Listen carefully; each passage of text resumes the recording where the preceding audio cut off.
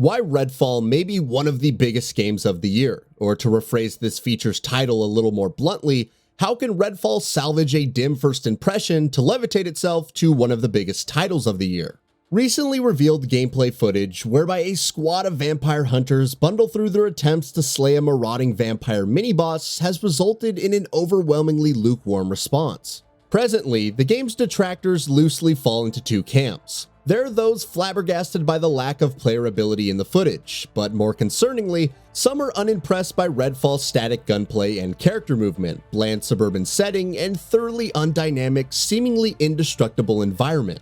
Blood, at this present time, certainly isn't pumping. Cultists could go straight at him, or just slip past. Let's just get this done. On my mark. On paper, Redfall packs a lot of punch. It's a shooter stuffed with vampires, enemy leaders, supernatural entities, and battle robots.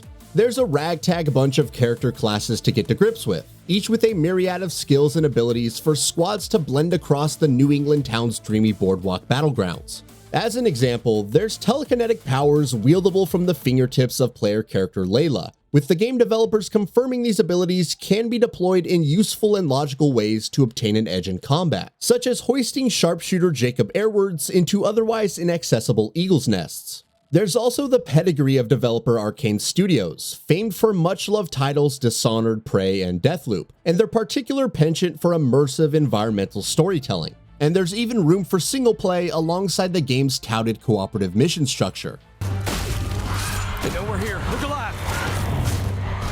This one is mine. Going up. So yes, there's certainly lots for players to sink their teeth into. With such a melting pot of ideas though, is it even possible Arkane can deliver a balanced and coherent experience? To be one of the biggest games of the year, Arkane needs to tie Redfall's potentially disparate elements together seamlessly. With single player reportedly a more stately exploratory experience, and cooperative play of 3 or 4 players being more action-laden and chaotic, this is one way Arkane is looking to bridge the gap between the two gameplay modes. However, is there a chance Redfall will get stuck between these two sensibilities and fail to pull off a stellar version of either? Moving away from official gameplay trailers to answer this question, because let's be honest, they're not giving as clear a picture of what it'd be like to play Redfall as they should. There are a handful of streamers and content creators who'd been invited to play Redfall and are subsequently sharing their thoughts across their channels. Shout out to one such YouTuber, Jack Frags, who has highlighted a very interesting facet that's undoubtedly been lost in official gameplay footage, and that is of mission objectives not being overtly signposted. Player freedom looks to be a careful consideration in Redfall's gameplay loop. Even the most opportune way to tackle the infiltration of an enemy stronghold before attempting to locate said objectives isn't spelled out for players either. Should a squad barnstorm in all guns blazing, risking a chaotic firefight in the process? Or is a stealthier approach whereby working as a team to silently slay patrolling vampires and enemies the best way to mission success? Open world structure generally provides opportunity for freedom and player agency and to experience emergent gameplay, but arguably games built this way favor single players. Translating the open world experience to cooperative is surely a principal challenge for Arkane to pull off, but if Jack Fragg's testimony is anything to go by, then it looks as though player agency in teams of up to 4 is indeed a likelihood. With multiple ways to complete a mission and 4 complementary character archetypes, there's plenty of replayability on offer too.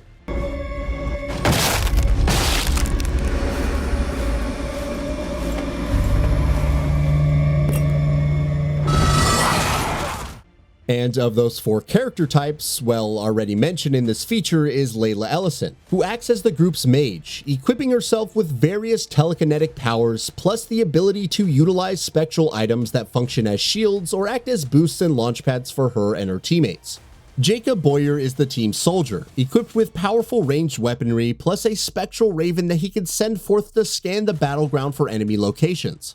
Next is the group's inventor Devinder Krausley, who will fight with weapons of his own creation, including electric stakes that'll shock enemies, UV staffs that'll freeze vampires in place, and teleporters that he can launch like a frisbee to reach inaccessible rooftops. Lastly, we have Remy De La Rosa, who's a robotics engineer and a genius, having crafted her own sentient machine which accompanies her into battle, serving as a distraction for the hordes of mutant vampires. Each character has skill trees in which to dump skill points into, which provokes another concern surrounding the looter structure of the game. Looting, sourcing for resources, all that jazz has become tiresome and outdated in recent years. By incorporating looting into their gameplay, has Arkane inadvertently made Redfall too cookie cutter? Is it lacking uniqueness by adopting features so commonplace in other looter shooter titles? Gracefully, Arkane are applying their sensibilities for creativity into the mix too, which should hopefully do enough to distinguish Redfall. Of course, as expected with games of this ilk, opposing character traits must complement each other perfectly should players work together as a team. In Redfall, it's easy to see how to get the best out of each character's traits to benefit the whole squad. For instance, when controlling a crowd, Remy's robot could lead multiple enemies down a path, with Devinder's electric weaponry lying in wait to shock the hordes en masse. Already mentioned is Layla's ability to launch sniper rifle-equipped Jacob into aerial locations, who will then be able to utilize his elite auto-aim sharpshooting to swiftly eliminate multiple targets across a vast area.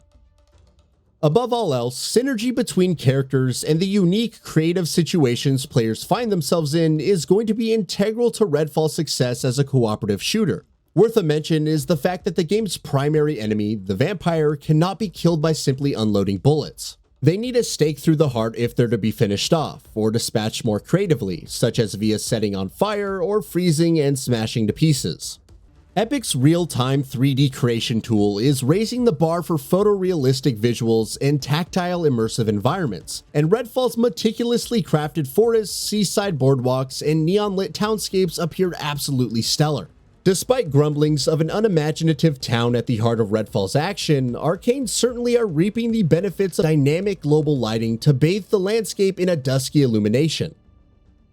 Coming to PC and Xbox Series X and S on May 2nd, Redfall is of major importance to Microsoft, who after a relatively paltry 2022 in terms of first-party offerings, now have Redfall and Bethesda's own Starfield to represent their charge to pump out games that'll serve as platform sellers. All the ingredients are there for Redfall to be an enjoyable experience, and should Arkane Studios stick the landing, then it has every chance to be one of the biggest games of the year. That's all for now. If you enjoy what you saw, please hit the like button. And if you're new to the channel, now is a great time to subscribe. We upload brand new videos every single day. After subscribing, don't forget to enable all notifications by clicking the bell icon.